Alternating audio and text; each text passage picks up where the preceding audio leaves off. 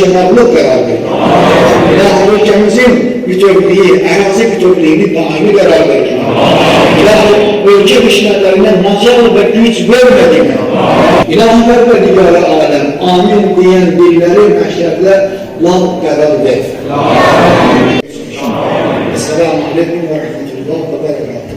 Muhammed ve Ali Muhammed sallallahu aleyhi ve sellem. Allahümme salli ala Muhammed ve Ali Muhammed.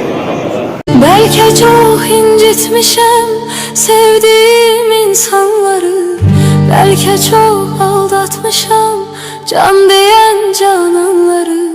Sonda görmezden gelip ettiğim noksanları, var ümidim affedersen sen beni. Bilmez idim dert verer derdimin dermanları, gün gelir peşman olar nefsinin kurbanları.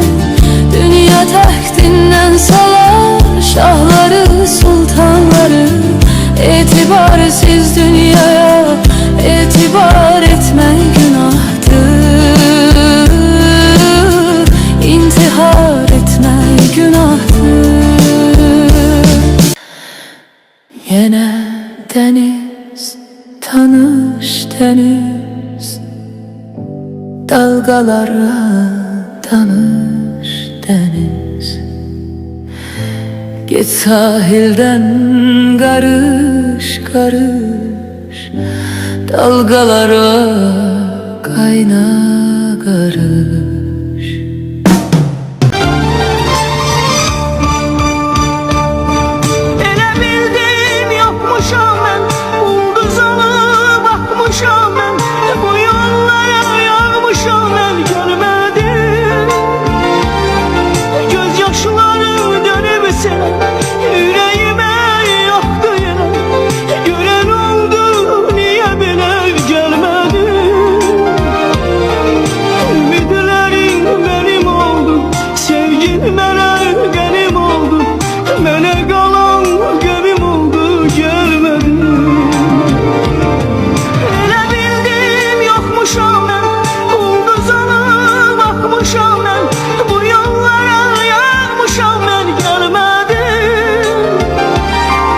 Gözyaşları